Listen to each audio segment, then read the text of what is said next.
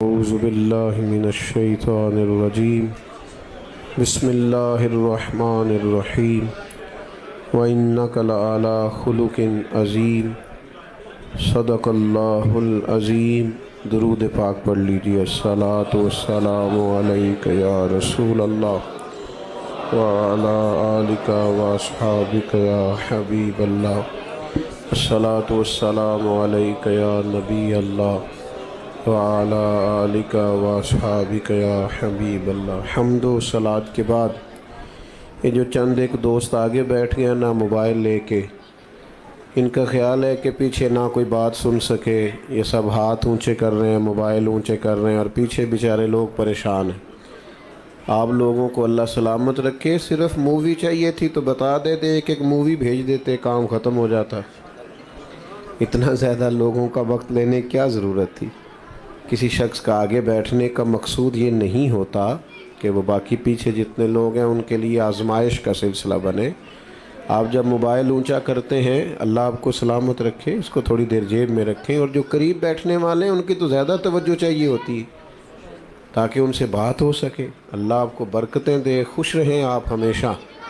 تو یہ جو محافل ہوتی ہیں نا، ہماری تو جماعت ہی ادب والی جماعت کہلاتی ہے، تو اس میں جب تک آداب محفل کا ہم خیال نہیں کریں گے روحانیت پیدا نہیں ہوگی۔ اس لیے نہایت مہربانی کریں۔ وہ دیکھیں بار بار پیچھے سے دوست اشارہ کریں، بیٹا بیٹھ جائیں اطمینان سے۔ اللہ آپ سب کو برکتیں، سلامتیاں، عزتیں عطا کرے۔ اور پھر میں کئی جگہوں پہ کہہ چکا ہوں کہ مجھ سے کہیں گنا بڑھ کر، بلکہ کوئی مثال ہی نہیں دی جا سکتی، مسجد کا ادب بہت ہی زیادہ ہے۔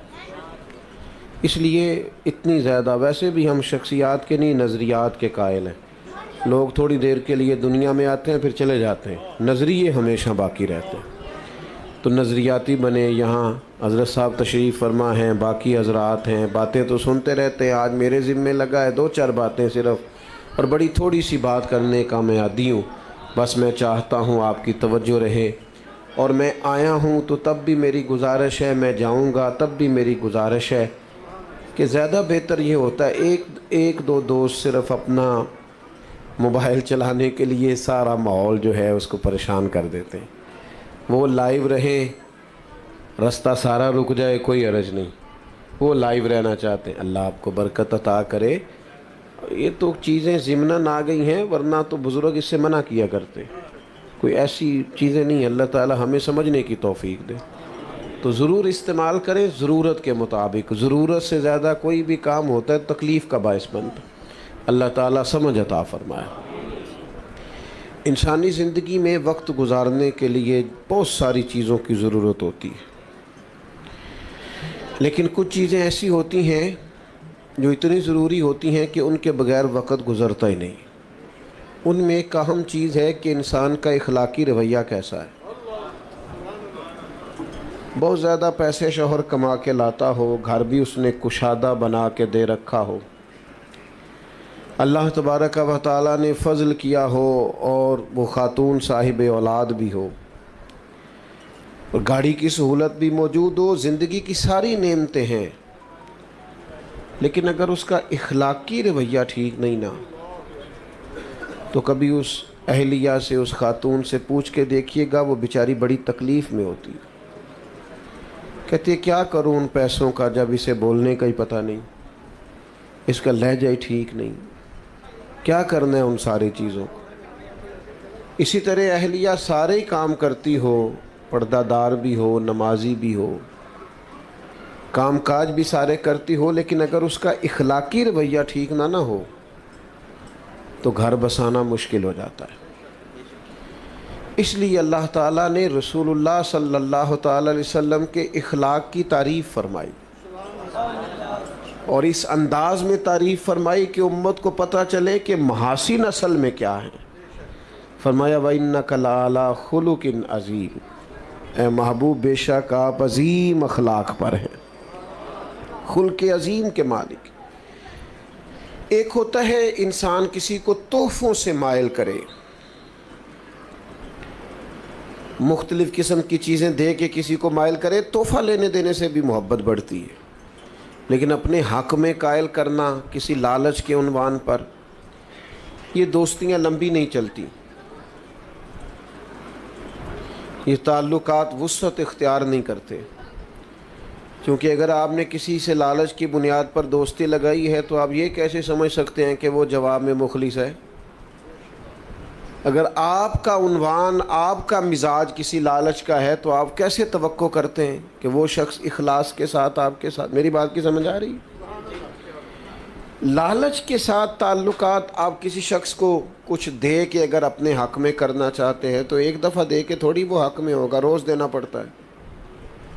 یہاں تو آپ 99 دفعہ کسی کو دیں، ایک دفعہ نہ دیں تو وہ کہتا ہے تو نے تو کبھی دیا ہی نہیں، ہمیشہ دینا پڑتا ہے۔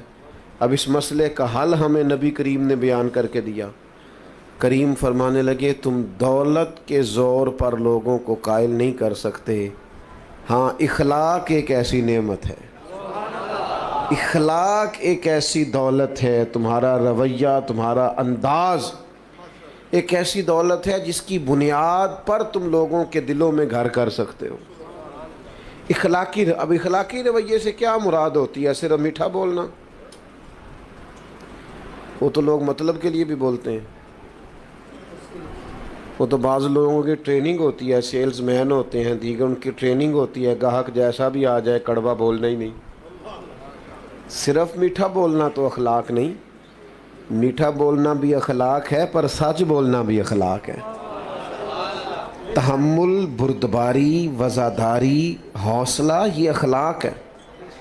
اللہ تعالیٰ نے جو دے دیا ہے اس پہ راضی ہو جانا، کسی کے پیسے دیکھ کر، مال دیکھ کر، شہرت دیکھ کر، اقتدار دیکھ کر کبھی پریشان نہ ہونا، بلکہ یہ سوچنا کہ رب کا جتنا مجھ پر کرم ہے شاید ہی کسی پر ہو۔ اپنے آپ کو ہمیشہ رب کی رضا میں راضی رکھنے والا بندہ اعلیٰ اخلاق کا مالک ہوتا ہے۔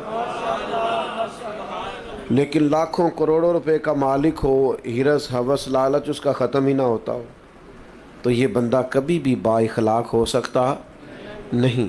اپنے رویوں سے انسان، دیکھیں سب سے زیادہ ضرورت ہوتی ہے بردباری کی انسانی وقت زندگی میں۔ کسی آدمی کا بھی مزاج دوسرے سے نہیں ملتا۔ اللہ تعالیٰ نے جس طرح ہر آدمی کو ایک ناک دی ہے، دو آنکھیں دی ہیں، دو کان دی ہیں، لیکن چہرہ پھر بھی کسی کا دوسرے سے نہیں ملتا۔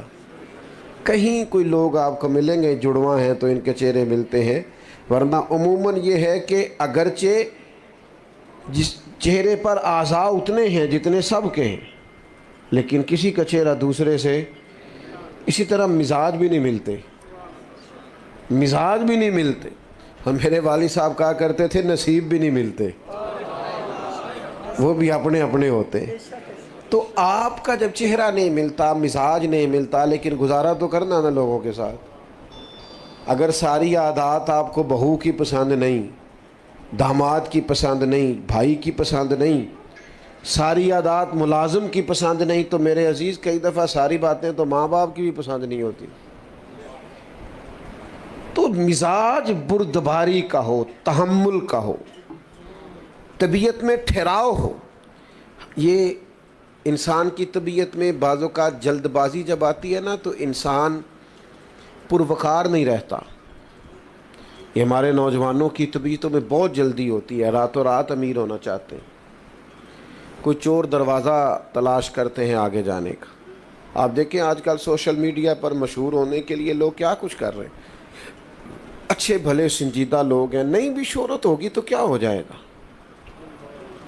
حضرت مولا علی شیر خدا کرم اللہ تعالی وجہ الکریم فرماتے ہیں اسے مبارک ہو جسے تھوڑے لوگ جانتے ہیں۔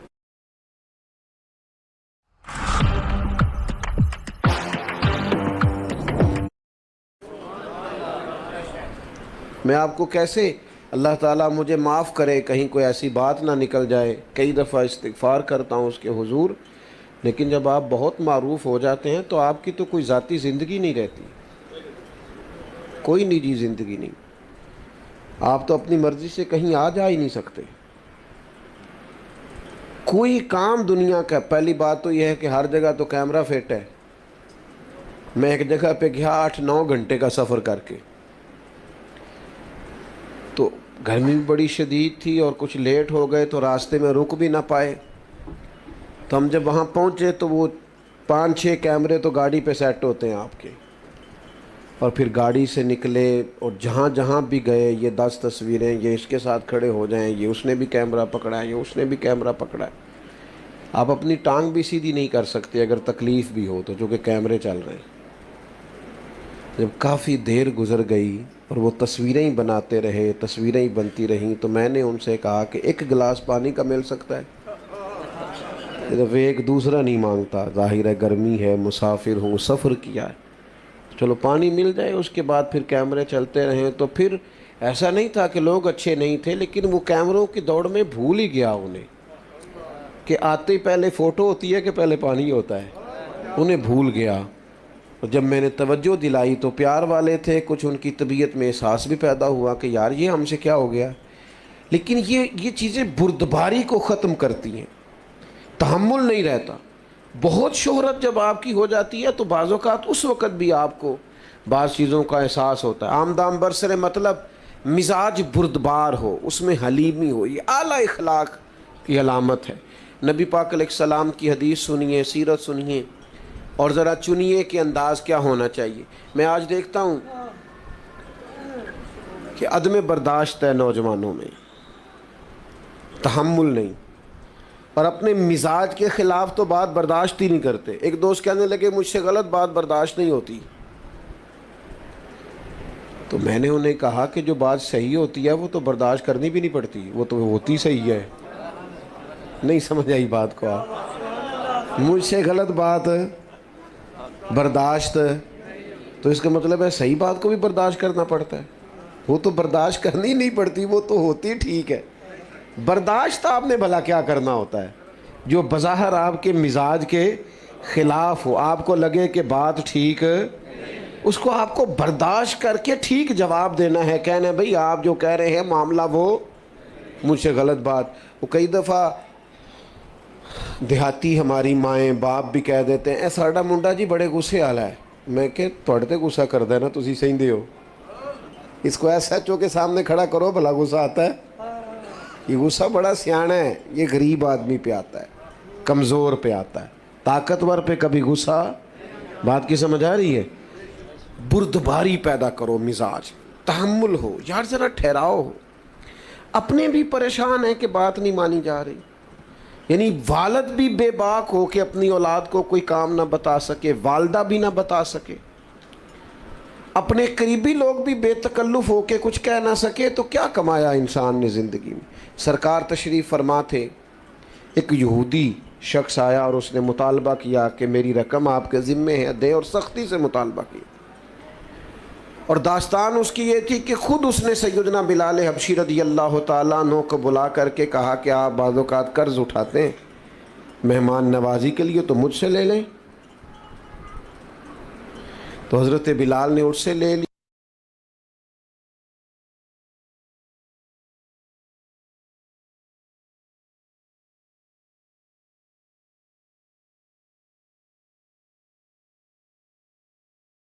تو تجھے بھانپ لیا ہے، تیرا وقت ضائع کرا رہے ہیں، تجھے تکلیف میں ڈال رہے ہیں۔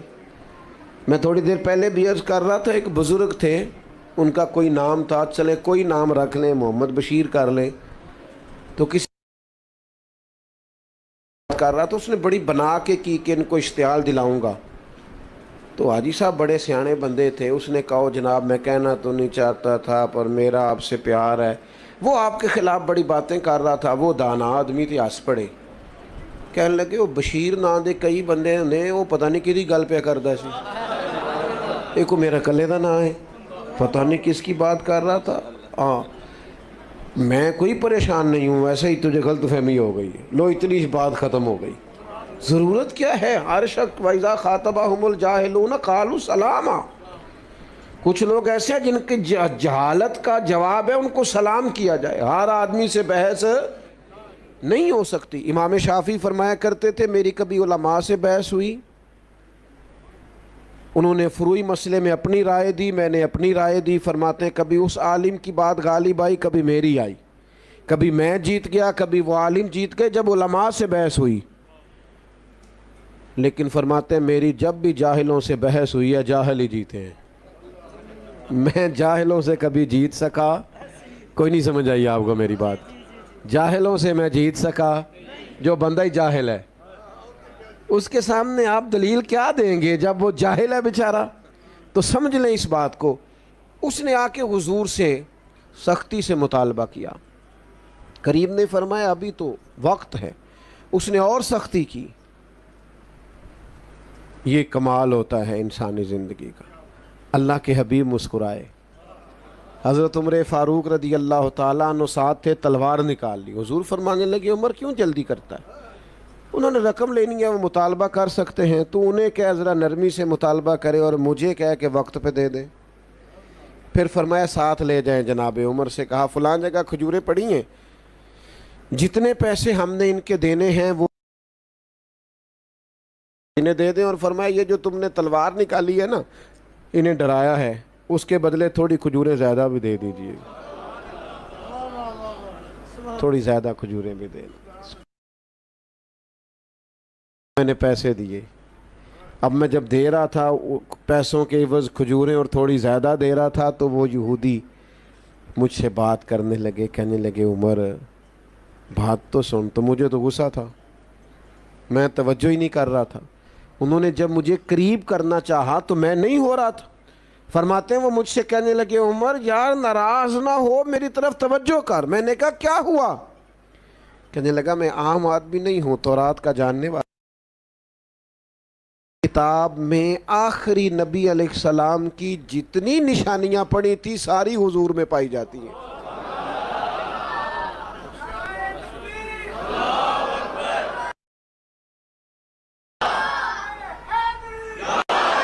اور ان نشانیوں میں ایک نشانی یہ تھی کہ جیسے جیسے کوئی ان کے ساتھ جہالت کرے گا ان کا حلم بڑھتا جائے گا، بردباری میں اضافہ ہوگا، ان کا حوصلہ بڑھتا جائے گا۔ میں نے جان بوجھ کے ادھار دیا تھا، میں نے جان بوجھ کر پہلے مطالبہ کیا تھا، اور میں نے سخت بات بھی معاذ اللہ جان بوجھ کے کی تھی، لیکن عمر آج وہ نشانی بھی پوری ہو گئی۔ اتنا حوصلہ میں نے سمندروں میں بھی نہیں دیکھا جتنا مدینے والے محبوب کو نصیب۔ لہٰذا مہربانی کریں مجھے ساتھ لے جائیں، مجھے معافی بھی لے کے دے دیں، اور محبوب کریم کا کلمہ پڑھوا کے مجھے مسلمان بھی کرا دیں۔ تھوڑی سی بردباری، وزاداری، طبیعت میں ٹھہراؤ۔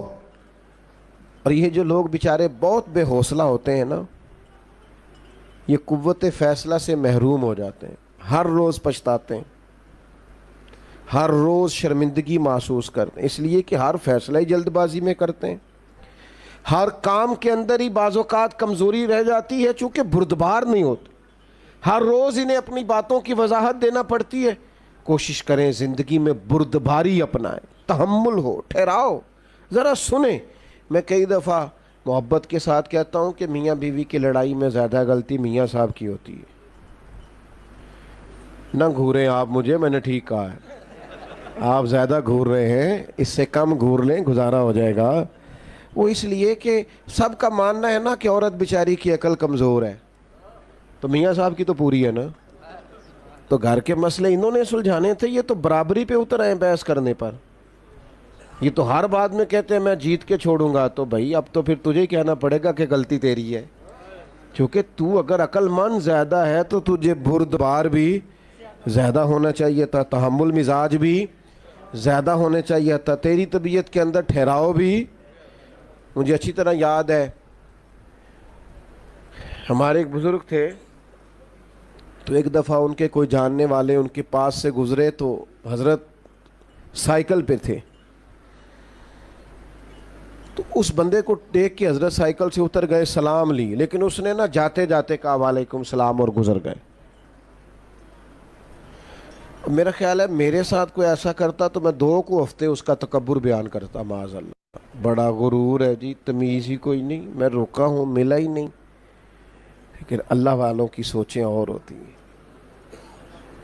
بندے نے سلام کا جواب صحیح طریقے سے نہیں دیا، گزر گیا، تو تشریف لائے کلاس میں، تو آ کے فرمانے لگے یار ان کے لیے دعا کرنا، آج مجھے کوئی پریشان سے لگے، بندہ بڑا سیانہ ہے، آج لگا ہے کوئی تکلیف تھی، کسی ذہنی پریشانی کا شکار تھے، ورنہ اس طرح کا شخص سارے ہاتھ اٹھا کے دعا کرو، اگر ان کو کوئی پریشانی ہے تو اللہ انہیں سکون عطا کر دے۔ ہم نے پوچھا کیا ہوا، تو فرمانے لگے میں تو اترا ہوں ان سے ملنے کو، لیکن وہ وعلیکم کہہ کے تیزی سے گزر گئے ہیں، تو کوئی خاص تکلیف میں ہوں گے، کچھ تو مجبوریاں رہی ہوں گی، یوں ہی کوئی بے وفا نہیں ہوتا، کوئی تکلیف محسوس ہوتی ہے، اس لیے ایسا ہوا ہے۔ قربان جائیں، اللہ کے بندوں کی سوچیں اس طرح کی ہوتی ہیں، اور ہمارے ہاں گمان فوری طور پر گمان گمراہی کی طرف لوٹتا ہے، بدگمانیاں عروج پکڑ لیتی ہیں، بردباری ٹھہراؤ۔ ایک فتویٰ ہمارے ہاں دیا جاتا ہے بیٹی کے حق میں ماں باپ کی طرف سے، اور ایک فتویٰ دیا جاتا ہے بہو کے حق میں۔ بیٹی کے سسرال سے شکایت آ جائے نا، اسے تو کوئی کام کرنا ہی نہیں آتا، تو پھر ماں باپ فتویٰ دیتے ہیں، مشورہ دیتے ہیں، کہتے ہیں ابھی بچی ہے، سیکھتے سیکھتے یہ بیٹی کے حق میں ہے۔ اور اگر بہو کی شکایت آئے نا کام کرنا نہیں آتا، تو پھر یہ والا کلیہ یہاں استعمال نہیں کرتے، پھر کہتے ہیں اماں نے سکھا کے نہیں بھیجا، سکھا کے بھیجنا چاہیے۔ آپ کے مزاج میں جو حوصلے بیٹی کے لیے ہیں وہی حوصلے بہو کے لیے کیوں نہیں؟ جو آپ کے دل کے اندر درد اپنی اولاد کے لیے وہ باقیوں کے لیے کیوں نہیں؟ مسلمان کی شان یہ ہے کہ جو اپنے لیے پسند کرتا ہے وہی اپنے بھائی کے لیے بھی پسند کرتا ہے، یہ اس کا اعزاز ہے۔ تو بردباری پیدا کریں، اور وہ بھی چند لوگوں کے لیے نہیں، حضور کی امت کے لیے۔ اور اسی بردباری کا اگلا نتیجہ یہ ہوگا کہ غصہ ختم ہوگا۔ میں آپ سے عرض کروں، اگر علماء سے لوگ 100 مسئلہ پوچھتے ہیں نا روز، تو ہو سکتا ہے 95 طلاق کے مسئلے ہوں۔ اتنی بڑی ریشو ہو گئی ہے طلاق کی، وجہ کیا ہے؟ بردباری نہیں، غصہ ہے، اور شدید غصہ ہے۔ غصہ اچھا ہے، غصہ بری چیز نہیں، لیکن غصہ آنا چاہیے جب اللہ کی حدیں توڑی جائیں، شریعت کی مخالفت، یہ تو غصہ محمود ہے۔ لیکن ہمیں غصہ آتا ہے جب کوئی ہماری ذاتی مخالفت کرتا ہے، حدود اللہ کے معاملے میں ہم غصہ نہیں کرتے۔ عزیز دوستو، یاد رکھنا، غصہ، اللہ کے حبیب علیہ الصلاۃ والسلام نے فرمایا میں اسے پہلوان جانتا ہوں جو غصے کے وقت اپنے آپ پر کنٹرول کر لے۔ اسے حضور نے پہلوان کہا، اسے شدید غصہ آیا ہے، اشتعال دلایا گیا، سخت لہجہ ہو سکتا تھا، سب اسے آتا ہے، لیکن رب کی رضا کے لیے کنٹرول کر گیا۔ یہاں تو نہ اساتذہ کو لوگ معافی دیتے ہیں، نہ بزرگوں کو دیتے ہیں، نہ والدین کو دیتے ہیں۔ کیوں جی؟ بعد میں کہتے ہیں مجھے غصہ تھا۔ وہ خدا کے بندے، یہی تو مقام میں جگہ تھی، مقام تھا جہاں امتحان تھا تھوڑا سا۔ تو بردباری، غصے سے دوری۔ اور تیسری بات، اپنی زندگی حکمت کے ساتھ گزاریں۔ دانائی حسن ہے دین کا۔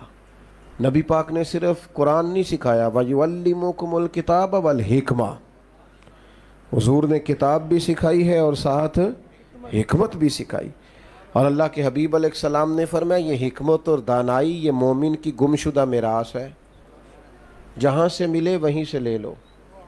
حضرت لقمان نے اپنے بیٹے سے کہا تھا بیٹا میرے جو تجربے ہیں نا میں نے ان کی قیمت چکائی ہے، محنت کی ہے، جد و جہد کے بعد تجربے سیکھیں۔ آپ کی توجہ ہے میری بات پر؟ ماشاءاللہ، آج میں نے دوستوں کا مجاہدہ آزمایا ہے، تقریباً 18 منٹ بغیر موبائل کے نکالے ہیں کچھ دوستوں نے۔ یہ میں نے آج مجاہدہ دیکھا ہے۔ چلیں اتنا تو حوصلہ پیدا ہو ہی گیا اللہ کے فضل۔ 18-17 منٹ تقریباً میرے سامنے کھڑی ہے، اتنی دیر کچھ دوستوں کے موبائل رہے۔ چلیں انشاءاللہ تعالی امید لگ گئی ہے آپ کے یہ 30 بھی ہو ہی جائیں گے کسی دن انشاءاللہ۔ اتنی کو دیر نکلتی ہے ہماری موبائل کے۔ اللہ سلامتی عطا کرے آپ کو۔ بس بات بھی سمیٹنے لگا ہوں، آپ غور فرمائیے گا۔ حکمت، دانائی، حضرت لقمان فرماتے ہیں ہمارے پاس جو دانائی ہے ہم نے اس کی قیمت چکائی ہے، اور فرماتے ہیں تمہیں کہہ رہے ہیں کہ بغیر قیمت کے دانائی لے لو، تمہیں قیمت نہ چکانی پڑے تم ویسے لے لو دانائی۔ اپنے بزرگوں سے، بڑوں سے، بالخصوص سرکار دو عالم علیہ السلام کے ارشادات سے حکمت سیکھیں۔ حضور دانائی کی بات کرتے اور تدبر کی بات کرتے۔ حضرت سعد بن عبادہ رضی اللہ تعالیٰ عنہ کے پاس نا جھنڈا تھا فتح مکہ کے موقع پر، تو ایک ایسا وقت آ گیا، ماحول ایسا بن گیا کہ ان سے جھنڈا واپس لینا پڑا۔ یہ لفظ بولا جاتا ہے علم بردار۔ تو غزوات کے اندر، جنگوں کے اندر کسی کے ہاتھ میں، جس کے ہاتھ میں جھنڈا ہوتا تھا، جو علم بردار ہوتا تھا، ایک اہم پوسٹ پر ہوتا تھا، آگے آگے چلتا تھا۔ اور یہ اتنا اہم کام تھا کہ جنگ موتا کے موقع پر سرکار نے نصیحت فرمائی تھی، اگر فلاں شہید ہو جائے تو جھنڈا فلاں کے ہاتھ میں، فلاں شہید ہو جائے تو فلاں کیا، یہ اہم کام تھا۔ تو حضرت سعد بن عبادہ رضی اللہ تعالیٰ عنہ کے پاس جھنڈا تھا۔ اب کچھ حالات ایسے بن گئے کہ تقاضا حکمت کا یہ تھا کہ جھنڈا ان سے لیا جائے، مطالبہ ہو رہا ہے، لیکن خدمات بڑی ہیں، عظمت بڑی ہے، شان بڑی ہے، بہت بڑے آدمی ہیں، اور کوئی ایسی بات بھی نہیں کہ ضرور ان سے لیا جائے، پر حکمت کا تقاضا ہے کہ لے لیا جائے۔ اب کیا کیا جائے، کیسے جھنڈا مانگا جائے؟ تو چند لوگوں نے مطالبہ کیا کہ آپ یوں کریں، ان سے جھنڈا واپس لیں۔ اب یہ میرے رسول کریم کا طریقہ دیکھو، حضور نے فرمایا کوئی مسئلہ نہیں، جھنڈا لے لیتے ہیں ساتھ سے۔ اللہ کے حبیب نے جناب سعد بن عبادہ سے جھنڈا لے کے انہی کے بیٹے کو دے دیا۔ فرمایا آپ کے بیٹے اب جھنڈا لیں گے۔ دنیا میں اس وقت بندہ زیادہ جوان ہو جاتا ہے جب وہ سمجھتا ہے میرے کام تو میرے پتر نے سنبھال لیے، تو موج بن گئی ہے، اب تو یہ وہ سیٹ پہ آ گیا ہے، کمال ہو گئی، خیر صلی اللہ۔ اب تو بجائے اس کے کہ حضرت سعد بن عبادہ پریشان ہوتے کہ مجھ سے لے لیا ہے، وہ پہلے سے بھی زیادہ راضی ہو گئے، کیا کمال ہوگی۔ اب وہ لوگ بھی حضور کی حکمت پر عش کر اٹھے جنہوں نے یہ عرض پیش کی تھی، کہا یا رسول اللہ یہ تو کمال ہو گئی ہے، کیا تدبر ہے، کیا فہم و فراست ہے، کیا دانائی ہے، کیا حکمت ہے۔ ہم نہ زندگی گزارتے ہیں لیکن دانائیوں کو شامل نہیں کرتے۔ ایک دوست اپنے بچے کو ایک دفعہ دم کرانے لے آئے بزرگ، تو ان کے سامنے شروع ہو گئے، کہنے لگے یہ تو بڑا بیوقوف ہے، نادان ہے، ضدی ہے، نہ پڑھتا ہے نہ کوئی کام کرتا ہے۔ تو میں نے ان سے کہا آپ تو بڑے سخت اس کے بارے میں رائے رکھتے ہیں۔ کہنے لگے باقی بھائی ٹھیک ہے، یہ پتہ نہیں بچہ کس پہ چلا گیا۔ تو میں نے کہا مہربانی فرمائیے گا آج کے بعد آپ نے اس کے سامنے نہیں کہنا تو ضدی ہے، یہ تو پکا ہو جائے گا بیچارہ، یہ کہے گا میں کو الگ ہوں بہن بھائیوں سے۔ اپنی اولاد کی تربیت کریں تو غیر محسوس طریقے سے کریں، اس طرح ان کو ٹارگٹ کرنا تمہارا کچھ نہیں ہو سکتا، تم کبھی ٹھیک نہیں ہو سکتے، ساڈا قبیلہ تو نہیں نہ آگے جا سکتا، یہ آپ کیا کر رہے ہیں؟ آپ اس کو پکا کر رہے ہیں کہ ناکام ہو جائے۔ اولاد ہے، بیٹا ہے، بیٹی ہے، ان کے رویے کو سخت تھوڑی کیا جائے گا، ان کو تو اس طریقے سے سمجھایا جائے گا کہ کام بھی ہو جائے، انہیں پتہ بھی نہ چلے ہمیں سمجھایا جا رہا ہے، اس طریقے سے۔ میرے ابا جی کہا کرتے تھے بالا نو کام دسن تو بہتر ہے کام آپ کرنا شروع کر دیو، وہ خود اٹھ کے آ جائیں کہ تسی بہو میں کرنا، تو نہیں پتر تو تھکے آیا ہے کہڑا کو کام میں کر لینا ہے، تو بیٹھ۔ تو کہتا نہیں ابا جی آپ کیوں کریں گے، میں کون نہیں تھکیا، تسی بیٹھو میں کرداں۔ آپ دانائی کے ساتھ چیزوں کو لے کے چلیں، لیکن وہ کسی وقت ہمیں خطاب کرنے کا شوق ہوا ہوتا ہے تو بس وہ بیچارے بیٹے کی کلاس لگ جاتی ہے، وہ پھر بچے شکایت کرتے ہیں، کہتے ہیں ہمارے گھر میں تو بات شروع ہوتی ہے تو کئی ہفتے ختم بھی نہیں ہوتی۔ وہ ابا جی باہر بھی کسی کا غصہ ہو تو گھیر گھار کے گھر لے آتے، پھر ناراض ہو رہے ہو میرے نال، تھوڑے تھوڑے گھورتے ہیں آپ اور دائیں بائیں دیکھتے ہیں۔ مسجد میں بیٹھا ہوں کسی بیٹے نے شکایت نہیں لگائی، میں تو اوورال آپ کو بات سمجھا رہا ہوں۔ خدا را یہ ہمارے بچے ہیں، ان پھولوں کو ہم نے سجانا ہے۔ اگر کوئی جڑی بوٹی اگ گائے نا تو اچھا کسان وہ ہوتا ہے جو دوائی ٹائم پہ لگائے، جو کھاد ٹائم پہ ڈالے، شکوہ نہ کرے، ضد نہ کرے۔ تو میرے عزیز ایک تو مزاج میں بردباری لائیں، یہ اخلاق کا اعلیٰ نمونہ۔ غصے سے اپنے آپ کو بچائیں، ہر بات میں غصے ہو جانا کوئی عقل مندی ہے۔ اور تیسری گزارش آپ کی خدمت میں یہ کی ہے کہ کوشش فرمائیں کہ کوئی کام بھی بغیر دانائی کے نہ ہو۔ میں بات ختم کرنے لگا ہوں، ایک قول ہے مولا علی شیر خدا کا،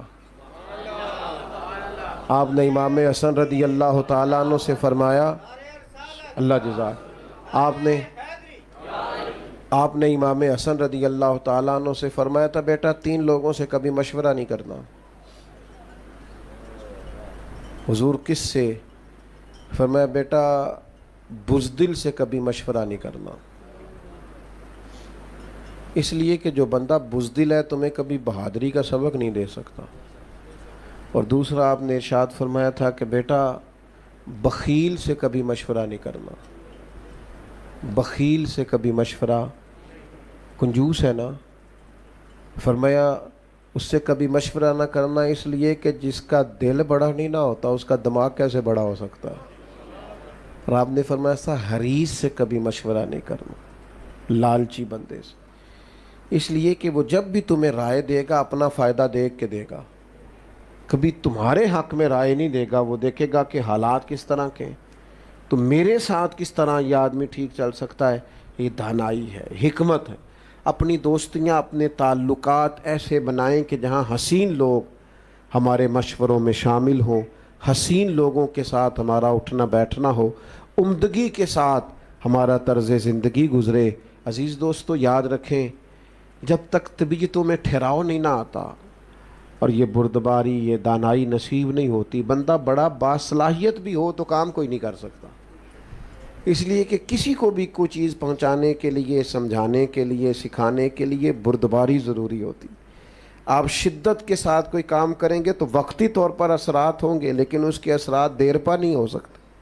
آپ دیر پا وہ کام کرتے ہیں جو تحمل کے ساتھ، بردباری کے ساتھ، ٹھہراؤ کے ساتھ۔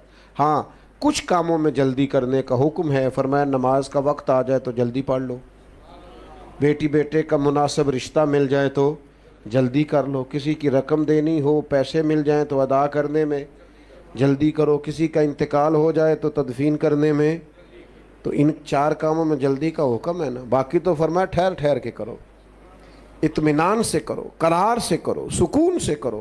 اللہ کے حضور عرض گزار ہوں مالک ہماری اس حاضری کو اپنی بارگاہ میں قبول فرمائے، اور اللہ تبارک و تعالی اپنی خاص رحمتوں سے ہمیں سرکار کے خلق عظیم کی خیرات عطا فرمائے۔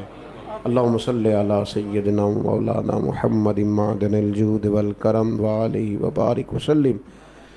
اللہ جن دوستوں نے یہ اہتمام کیا ہے انہیں بہترین صلہ عطا فرما، دور دراز سے یا قرب و جوار سے جتنے لوگ یہاں حاضر ہوئے ہیں ہم سب کا حاضر ہونا قبول فرما، ہمارے گناہوں کو معاف فرما، ہماری غلطیوں سے درگزر فرما، علم نافع عطا فرما، عمل صالح عطا فرما، سجدوں کا ذوق عطا فرما، عبادتوں کا شوق عطا فرما، امت کے حق میں رحمت والے فیصلے فرما، بالخصوص فلسطین کے مجبور مسلمانوں کی مدد فرما، غیبی خزانوں سے مدد فرما، امت کے حکمرانوں کو شعور عطا فرما، ہمت عطا فرما، دنیا ہو یا آخرت ہو ہماری پردہ پوشی فرما، حضرت کو، اس مسجد کو، معاونین کو، سب کو بہترین جزا عطا فرما۔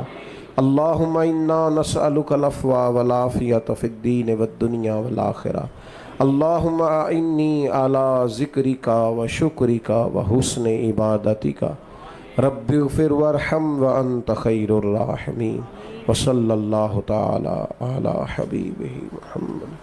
آپ مہربانی کریں گے، مسجد کا بڑا ادب ہے، اجازت دیں گے۔ اللہ جزاک۔ تمام دوست راستہ آسان کر دیجئے، حضرت کے لیے مشکل نہ ہو۔